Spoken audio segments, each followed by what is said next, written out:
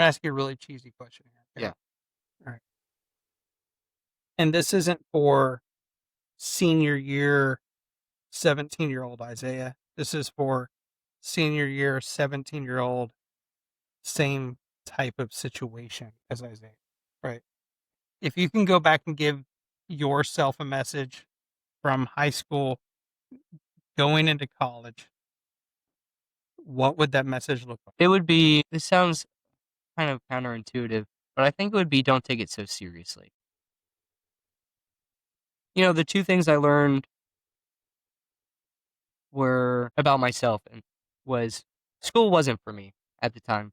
It just really wasn't. I was not at the place in my life where I wanted to get up and go to school all day long and go to these classes that I was gonna have to pay attention to anyway, and just sit in a chair and listen to somebody talk for 8 hours a day. I didn't wanna do it, and I wasn't going to, 'cause I am very bullheaded, I'm very stubborn. If I don't wanna do it, I'm not gonna do it. So I didn't,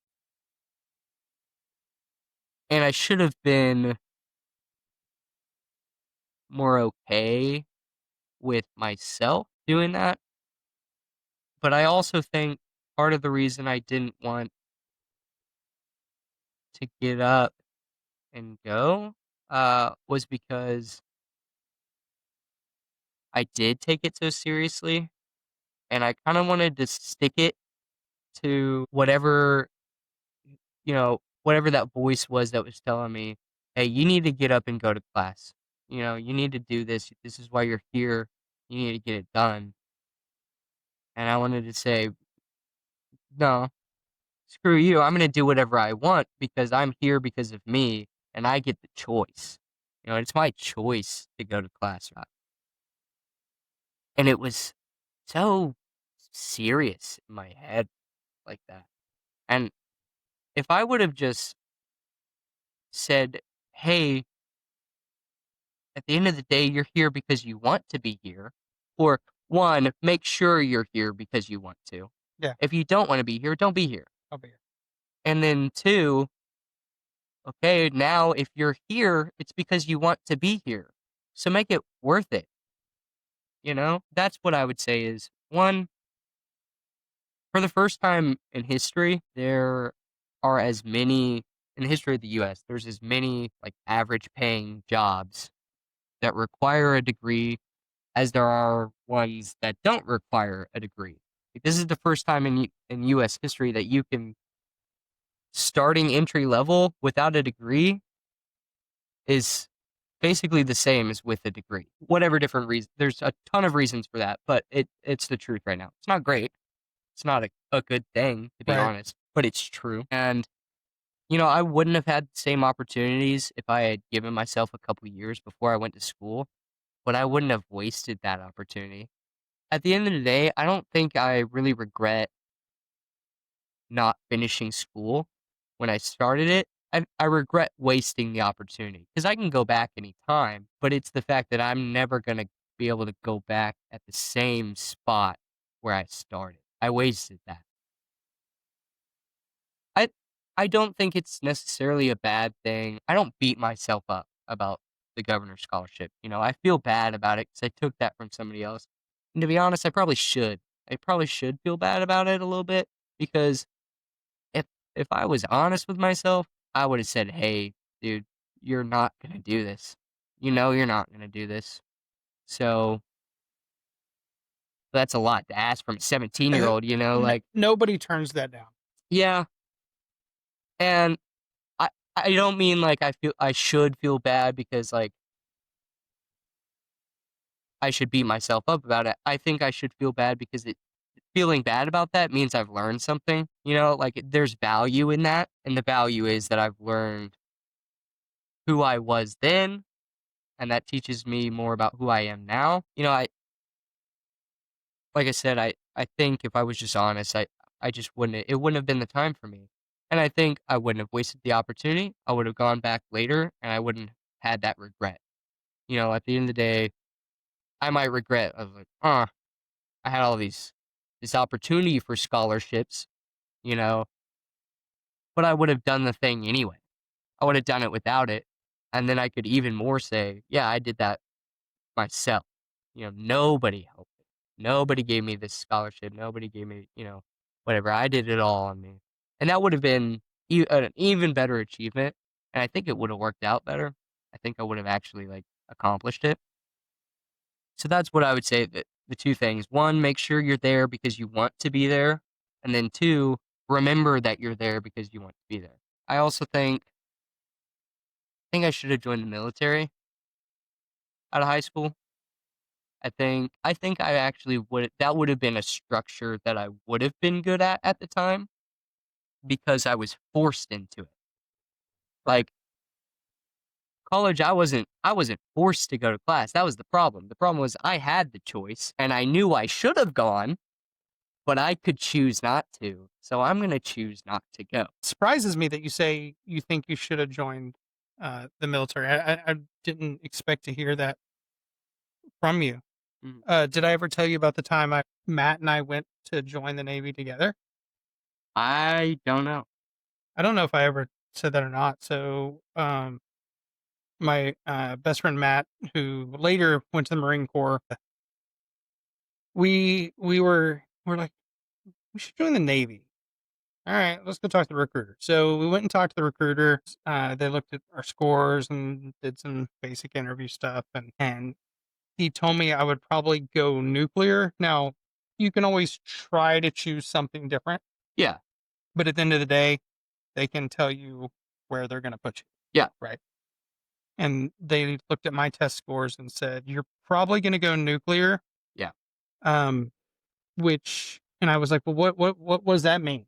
Not fun. Right. They're like, well, typically we're talking like submarine stuff. Yeah. I'm like, so like underwater metal tube, no windows, light. Yeah. Coming in for days, months, like 6 months, like at a time, like nonstop.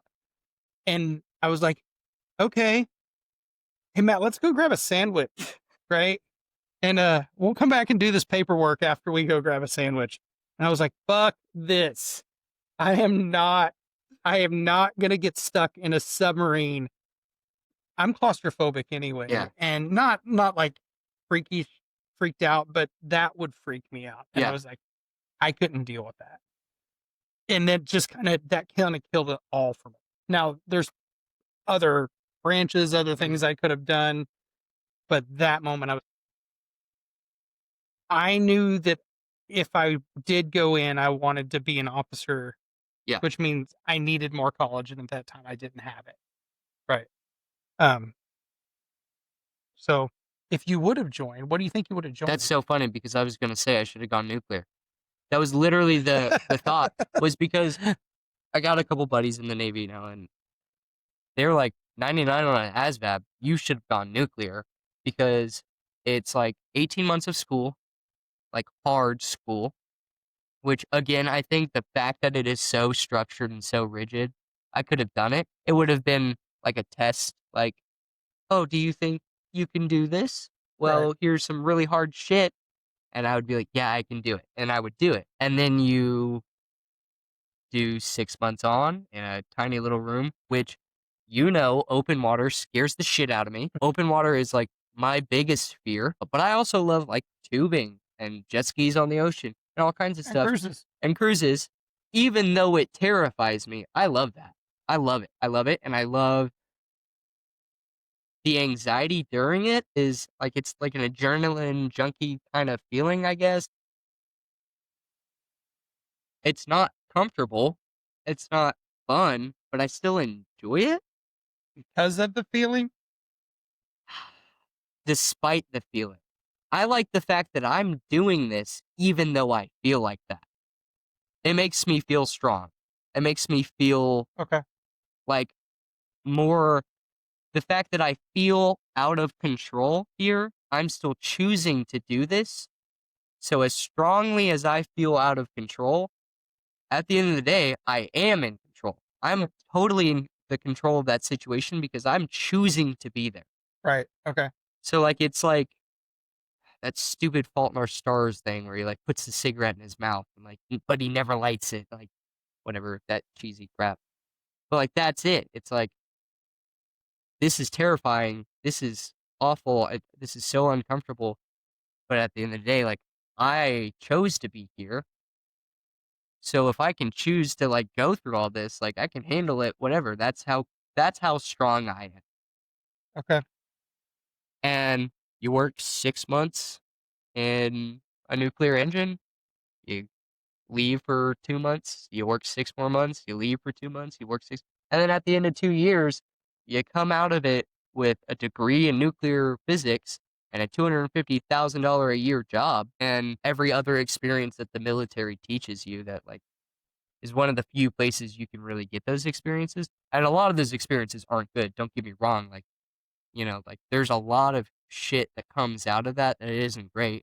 One of my buddies who is in the Navy got testicular cancer from the Navy. Like the other one was like, yeah, I can't enjoy food anymore because I have to eat it so fast, because that's what you do. You sit down and you eat it.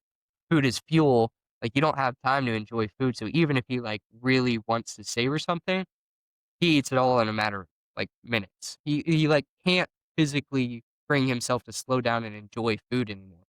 There's a lot of not great things you get out of it, but there's also a lot of good lessons that you get taught, and there's a lot of good opportunities. They'll pay for your school after, whatever. The fact that you are a part of the military is something you can throw on your resume. There was a time where that wasn't something great. A lot of people actually shied away from ex-military for whatever reason, but like, Right. but that's another thing you can put on your resume that's pretty good. It shows you can complete tasks, you follow through that, all that stuff. All directions. Yeah. So I was gonna say like I wouldn't have. There's no version of me at that age that would have come out of high school and done it, but I kind of wish I would have. Now, I did think about the Air Force for a while, and there is definitely a version of me that would have done that, and I also wish I would have done that. And it was so stupid the reason I didn't, because I couldn't fly. I wanted to join the Air Force to fly, But but because of your vision, my eyes are no too way. bad to fly, so I couldn't fly. And I knew that there was so much more to the Air Force than flying. Like that's so much of our research is handled like exclusively through the Air Force, whether it has to do with aeronautics or not. Like there was so much more to the Air Force than just that. And I knew that, but I was just so pissed off by the fact that I couldn't fly that like I was like, oh fuck that, I'm not doing that anymore. So I think I should have. In reality, I should have probably joined the Air Force. In a perfect situation, I would have just gone to school and just done the damn thing. And then right below that, I would have gone nuclear. Hey, yeah, I wasn't expecting that at all. It's cool.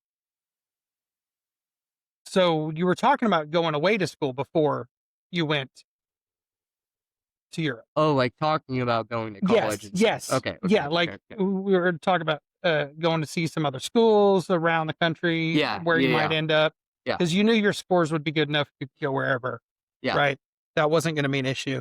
So you were talking about we were going to go look at Vanderbilt and a couple other schools, go to Europe, get a little homesick about the time you go to Rome. Yeah. Right. And come back and decide you just want to hang out or stay close to your friends, not hang out, Yeah. but to stay close to your friends. And I'm not saying whether that choice was good or bad. However, looking back, Mhm. what do you feel there's a difference in your college experience if you did go away to school as far as how well you did, whether you made yourself get up and go, Yeah. things like that, versus staying close to your friends with that? So this is a very weighted question because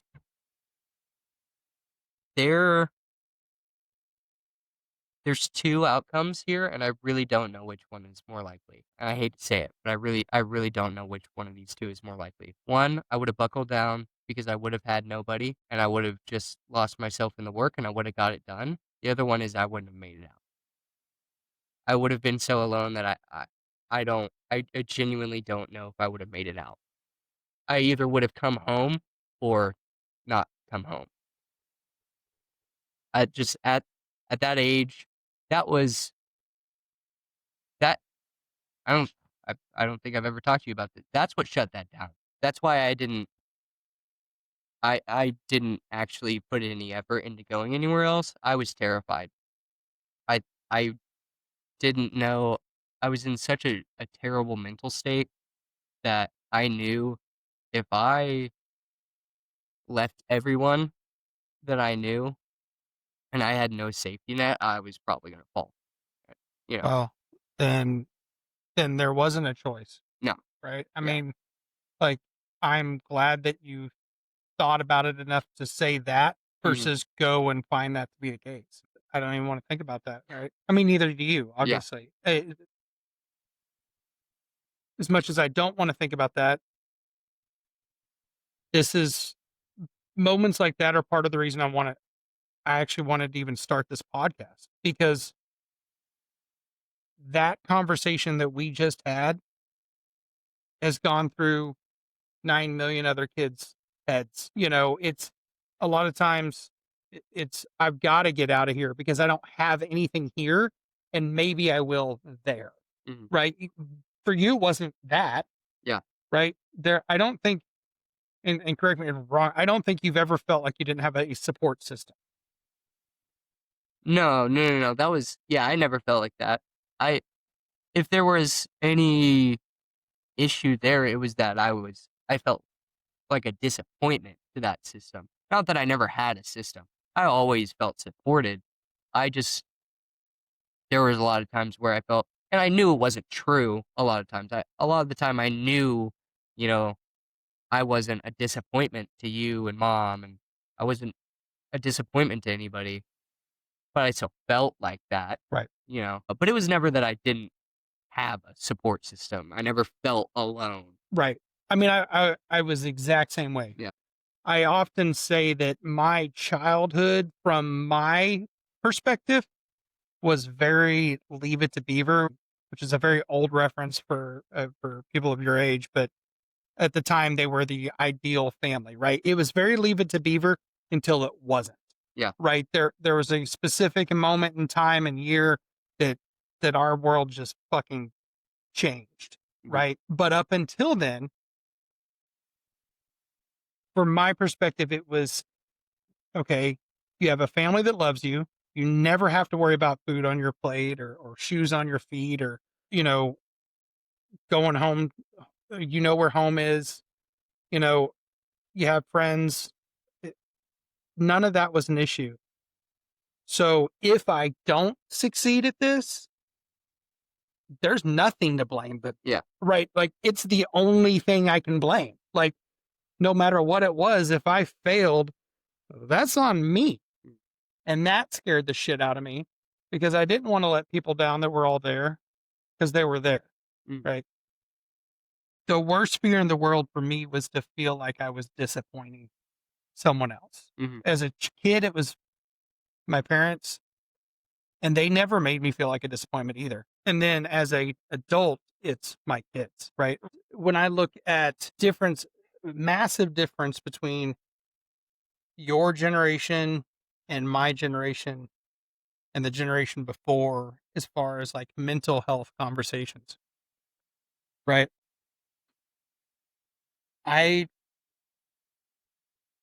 I don't think that in high school I would have ever said I had anxiety or depression. Looking back, did I deal with some of that stuff? Absolutely. Did I know really what it was? No. When's the first time you remember ever dealing with like depression or anxiety? Because let's look at it from an outside perspective or try to, right? Which Mhm. we're both having different perspective that's Mhm. very up close. From an outside perspective, supportive family, definitely some chaos in there. Your mom and I have dealt with our own issues and you and Justice especially right there for some of that in a very pivotal time in your youth, Uh, right? Where shit wasn't great. But the question of whether mom and dad ever loved me, that wasn't an issue, right. right? Didn't stress over school necessarily because you didn't really have to. Yeah. You know, I'm not saying you didn't stress over school, but as far as the academics as Yeah. much, Yeah. that part of it. Like some kids stress over school in the same ways you would, plus how do I even get through the test Yeah, tomorrow? they're worried about performance, Right. whereas I never really had to deal with that. That wasn't a thing. Yeah. Um Friends, you had friends, Oh yeah. right? Right. Where do you feel like all of a sudden you were like, or could you see it at that moment? So is the question, looking back, what can you recognize as this? Yeah. Or in the moment, when did it click that that's what it was? In the moment, when did it click? In the moment, I, I don't know if there was really an in the moment And the reason I say that realization. is when you say you stopped even thinking about going away to school because that Yeah. realization was there. Yeah. I don't know if I can pin down the moment where I said, "Oh, this is depression, this is anxiety." Um, I remember the first time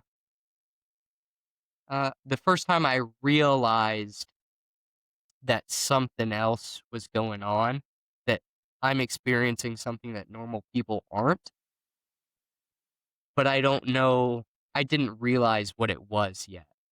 It was 5th grade. In the mornings, we were allowed to go hang out in the gym and, like, play games and stuff before classes started during breakfast, and I had an existential crisis because I was thinking about space. I was thinking about space too much, and the for those of you who haven't ever sat there and thought about space, don't do it. It sucks. 'Cause I had already, by the time I was in 5th grade, I think I had already been disillusioned with religion, not necessarily spirituality, but religion, right? Like I had already kinda given up on the church, which is kind of crazy. I mean, I was in 5th grade, you know? Right. I was 10, 11 years old, and I'd already, like, given up on the church. It was pretty cynical. I think that came from when I moved to Eureka. I got a lot of older friends, and so I was 11 years old, but I had a lot of friends who were 13, 14, some 15-year-olds who were already angsty and going through that rebellious stage, and, I never let them, like, necessarily influence, like, like, they influenced my thoughts, they influenced my perspective, but I don't think they ever influenced, like, my actions really. Like, I wasn't really one to give in to peer pressure. If I was doing something, it was because I wanted to do it, you know? Like, I've always been stubborn, so but they influenced my perspective a lot, and so I was already disillusioned with, like, religion. I didn't know where I was spiritually, still don't, but, like, was completely, at the time, it was really hard to separate disillusionment with religion and spirituality.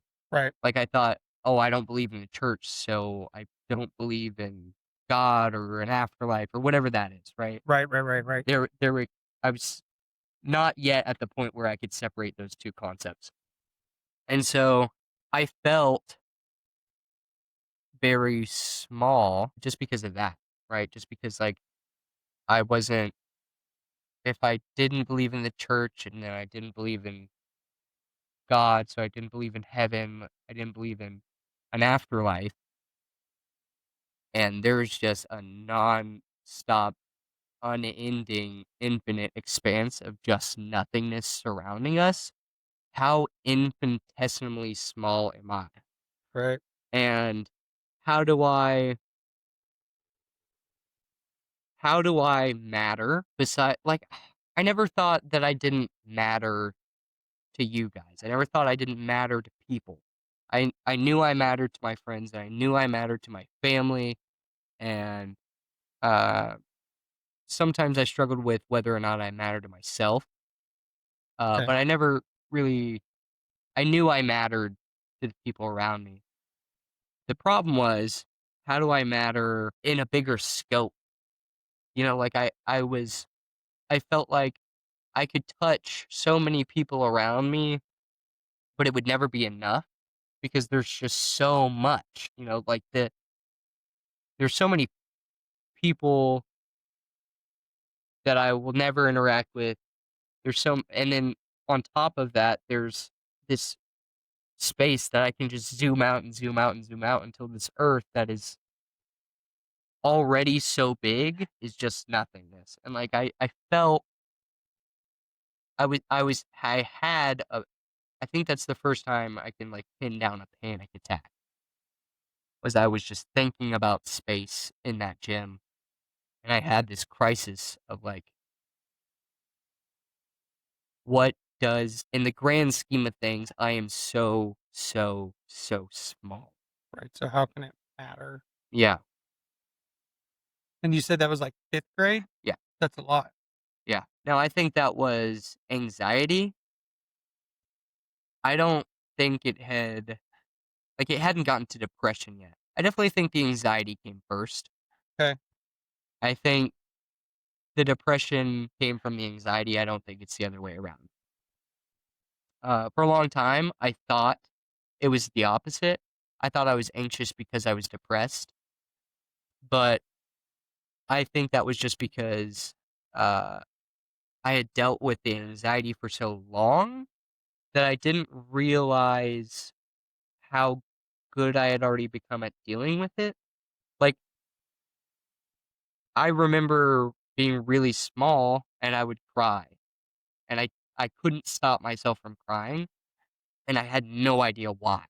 I had no idea why I was crying, but I was just so overwhelmed in that moment, and I couldn't stop crying. You know, looking back, it was just I was just anxious. You know, I was so anxious about everything, but I've been doing that kind of my whole life.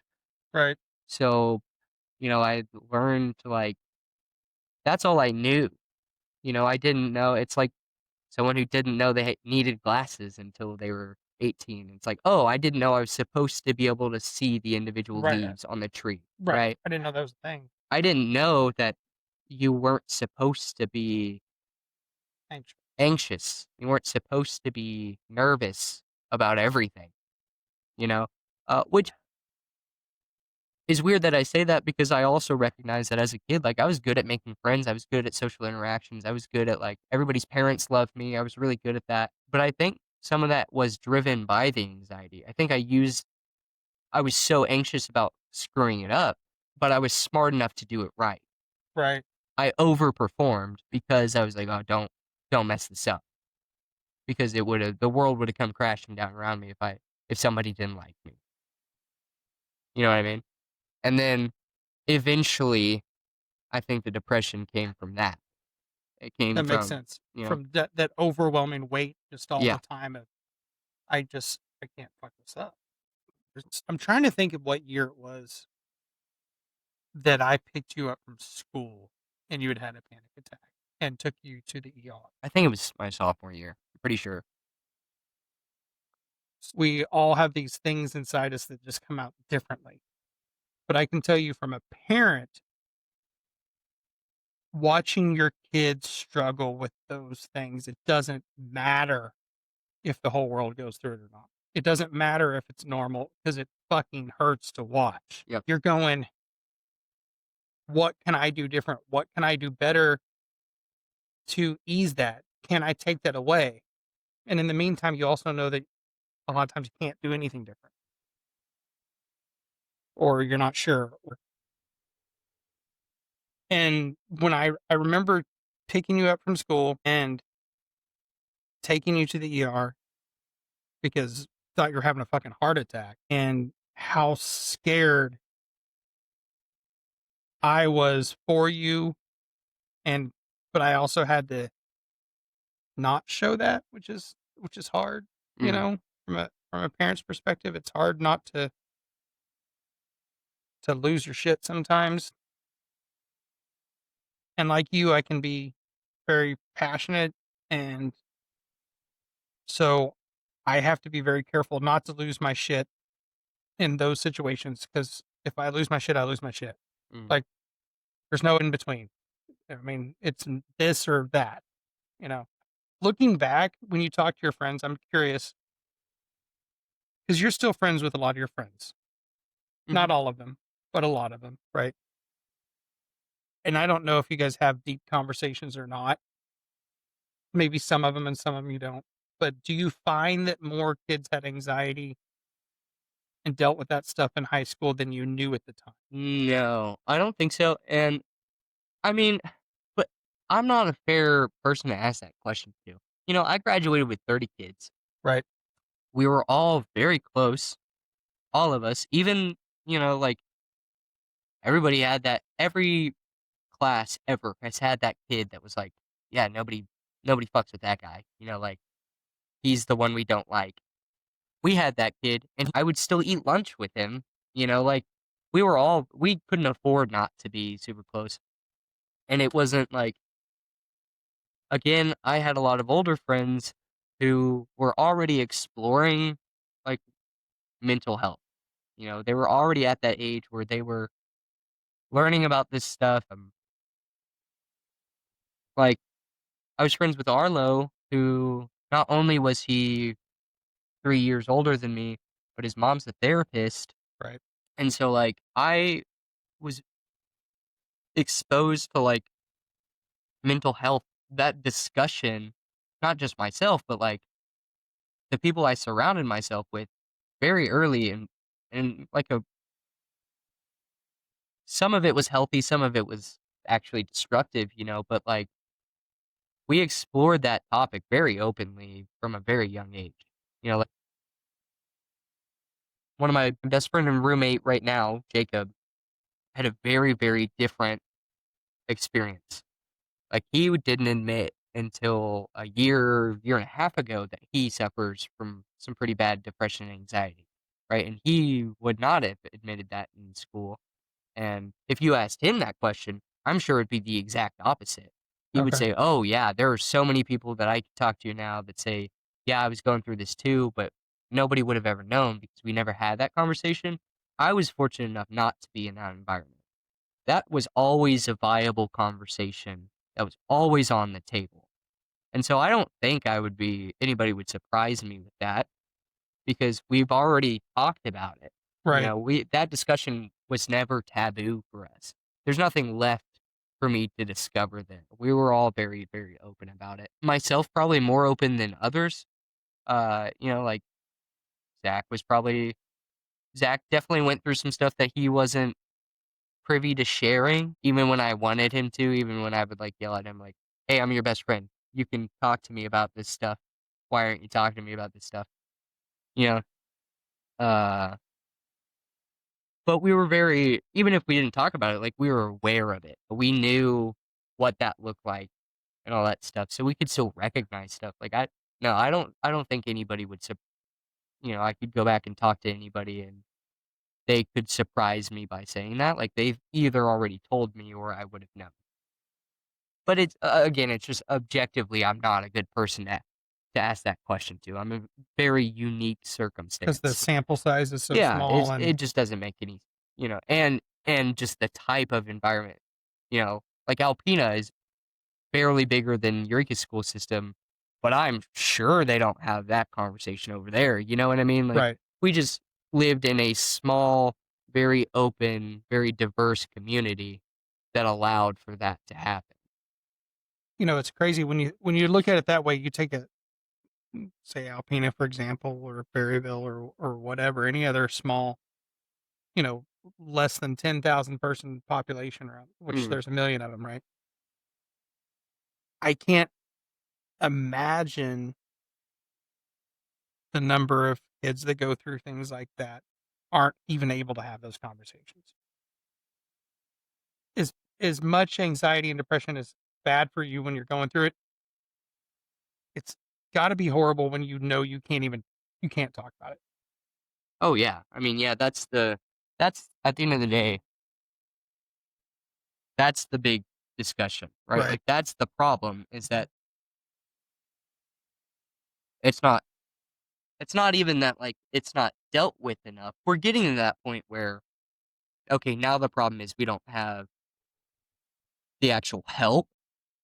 Until very, very recently, the biggest problem is it's not even a discussion. Right. It's taboo to talk about, right? It's not that these people don't get the help they need. It's that they don't even know they need help, right? Or the people that could help them don't know that they need help because they can't talk about it. Right. There are good things and bad things about how interconnected this world has gotten, like with the internet and social media and all that stuff. But that's one of the good things. It's like there's always a community for you now. You can always find somewhere to fit in. And that's good and bad. You know, there are some communities that Right. we should not allow them to get together, but you know Yeah. you know, but there's, you know, you can, if you still live in a place that you feel like you can't talk about that with somebody else, you still always have a place to go to now.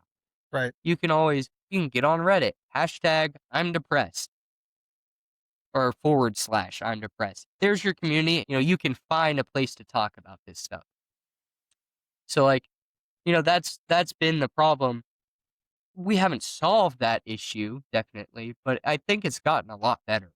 And it's just gotten a lot better just because we have the resources to do it now. Yeah. And it's not as taboo Right. to talk about it. Yeah. Right. It's not as taboo to say, I deal with this. Yeah. Right. So now, as an adult, right? That was high school. That was junior high, high school, college. What was your depression, anxiety like college age? There was a really clear-cut moment.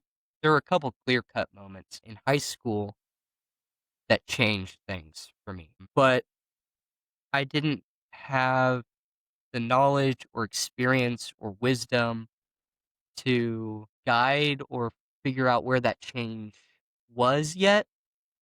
I just knew that something was changing. I knew something had changed and like it's gonna turn into something else, but I don't know what that is yet, and I didn't know how to mold it yet, and it took a long time to do that. One of those was the bleach poisoning incident. At a soccer game, went I was to just telling the story the other day. yeah, um, I tell this story every now and then at work, and I had a soccer game, went to go soak in an Epsom salt bath. We played a really hard game. The tub had been cleaned out with bleach. I cleaned the tub. It didn't get rinsed out. I was so out of it, I didn't smell all the bleach. You reasonably, I don't blame you for this at all, reasonably assumed that I knew there was bleach in there, rinsed it out before I started the bath, but I didn't. I was just so out of it that I just plugged the tub and started the bath and ended up soaking for about an hour in bleach water and went to bed, just kind of passed out. And then I woke myself up. I was having a dream that I was still in the soccer game. And because I was a captain, I was yelling at people to get in position. And I was yelling, man on, man on, man on, watch the right, you know, whatever. And I was yelling at people to get in position. And I woke myself up because I was actually yelling. Like I was yelling in my room. And I was awake, but I continued to yell at people. Like I was still in the dream. I couldn't control, I was aware of where I was. I knew I wasn't on the soccer field, but I was still in that dream as far as like physically. Like I was still acting like I was in that dream and I couldn't stop it. So like it's like when Justice has her seizures, right? Like I'm fully aware of what's happening, but there's no stopping it. My Right. body's just doing what it's doing. And so I'm like yelling. And when I'm having these moments of awareness, I'm like in immense pain. From head to toe, my body is just incredible. It's like somebody had punched every square inch of my body over and over and over again. I was so out of it. I was hallucinating, obviously. I remember the feeling of my headache being that my head was this river and somebody had split the river and had grabbed it with their hands and pulled this river apart. And I could feel the separation. And it was like the water flowing down was like the pain like coming in and tearing my skull apart. It's what it felt like. And I would come in and out, and I went out. I was on the soccer field. I came up, like I came out of it again, and I was curled around your toilet in your bathroom. I had no idea how I got there, Yeah. and I was just screaming at you. I don't know if I was saying anything. I'm pretty No, sure I was you just were. Well, yeah, I don't know if you're saying words, but you yeah, were screaming vocally. yeah. Yes. I was just yell. I remember looking you in the eyes and just screaming at you, just like bloody murder. In that moment, uh, seeing you look at me and seeing like that look on your face of like I don't know what the fuck's happening here. Um, I I made peace with dying. Like I was like I might die here. I really thought I was gonna die. I was in so much pain and I had no idea what was happening. And I was like, this might be it. And I didn't pray, but I like made peace with the fact that, if there's an afterlife, that like, I'll go face the music there. For a long time, for years after that, I kind of struggled with that because I didn't know where that was leading. But after college, whatever, by now I finally realized that what I felt in that moment was there's something coming, and I became okay with that. I didn't know what it was, still don't. But like over the years, that's where like some of that okayness with like loving the process and the grind comes from, because I had no idea what was going on. I had played a soccer game. I, we might have lost. I think we did lose, but we played a hard game. I felt great about it. Like, I was sore as shit, but like it was a good game, and I felt like I did a good job. And then all of a sudden, I thought I was dying. That was it. It was a flip of a switch, and I kind of realized like there's a chance I could have died there. I Yeah. don't know. Like how much more bleach would it have taken? I don't know. And I wonder if there was a reaction between the bath salts and the bleach. Yeah, Like, I mean, bath salts are a thing, right? yeah, Like abusing them. And they are major hallucinogenics yeah, and non a positive light. Like, yeah, we're not talking about psilocybin mushrooms. yeah, Like, it's shit. And I wonder if there was some sort of reaction with the yeah. two. Because like I experienced like not a full ego death, but like when people talk about major acid trips and major psilocybin trips, and they have this ego death, like I to some extent like kind of experienced that, and it took me like, but it wasn't like a full ego death, so it took me a long time to like work that through, and so like now I feel like a lot more that like every moment matters. Right. um Like, yeah, I'm still infinitesimally small, and in the grand scheme of things, I'm probably not gonna make an impact that in 100 years anybody's really gonna remember. And, I could become somebody like that. I genuinely, not to brag, I genuinely think I could be written about in a book someday if I wanted to do that. But I'm also not somebody for big grand gestures. I wanna be remembered, but I don't wanna be remembered because I'm written about in a textbook. I want somebody to tell stories about me, and I want somebody to like, the biggest thing for me, I might be so infinitesimally small, but the biggest thing for me would be if somebody in 50 years told their grandkid a story about a stranger that they never got their name, and that stranger was me. Right. Like, they don't need to know my name, I just need to impact somebody so much that they wanna tell the people they love about this interaction that I had with them. That would be the biggest achievement for me, and I think it stems from that moment. Well, I will say there's a positive light from that moment, Yeah. right? Like, Oh, yeah. like that's horrible way to get there. Yeah. Um, Oh, that's where I was gonna start. That was the point in the beginning. I hope nobody has to go through that To like get there. to get to that point. But like, that's how I got there. right.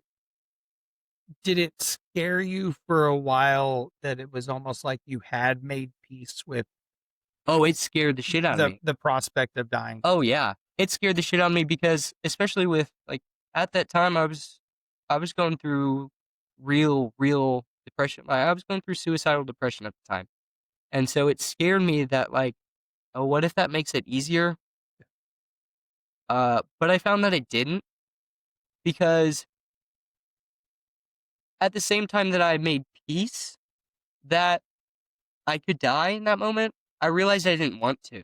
Right. I didn't want it to end there. It might end there. This very well could be the end, but I hope it's not. But I don't want that to be Yeah, the like case. at the end of the day, like if it's gonna happen, it's gonna happen, and you know what? That's okay, because there's nothing I can do to change that. But I don't want to. Right. There's still so much. I realize like there's still so much I want to do. Like I said, I still felt so small in that moment, and I still wanted to matter in ways that I hadn't yet. And it wasn't like oh, if I go to Judgment right now, I don't think I'm gonna make it.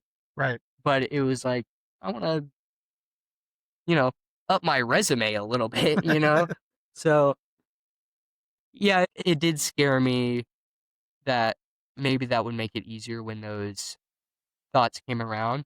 But I found that it never did. It didn't make those thoughts easier. It actually made those thoughts harder. And honestly, it could have been like a toss of the coin, very easily it could have gone the other way, but it didn't, which I'm very grateful for. Well, hopefully this isn't our last conversation on here. We got into a lot, and I hope to get into more. But I love you more than anything, and I'm so proud of you and the man you're becoming every single day. And sure glad you pushed through everything that you dealt with, and I love you. I love you too. Suicide is the second leading cause of death for people ages 10 to 14 and 20 to 34, and the third leading cause for people 15 to 19. 2022 and 2023, 1 out of every 5 high school students said they had seriously considered suicide. 16% made a suicide plan, and almost 10% attempted suicide. 39.7% reported persistent feelings of sadness and hopelessness. That's 20% too many, 16% too many, 10% too many, and almost 40% too many. Whenever you hear youth and suicide, it should tear at your heart. I can tell you firsthand, whenever you interview your son and you hear the word suicide, it tears you apart. Pay attention. Be vigilant. Speak to your kids. Have an open line of communication. Tell them you love them every single night when you go to bed and every day when they leave. Spend more time looking at them than looking at your phone. And don't be the person who says, I wish I would have. Be the person who said, I'm glad I did. Let's get these numbers down. This is Papa Ponytail with Not Your Effing Therapist, saying hug the ones you love. Good night.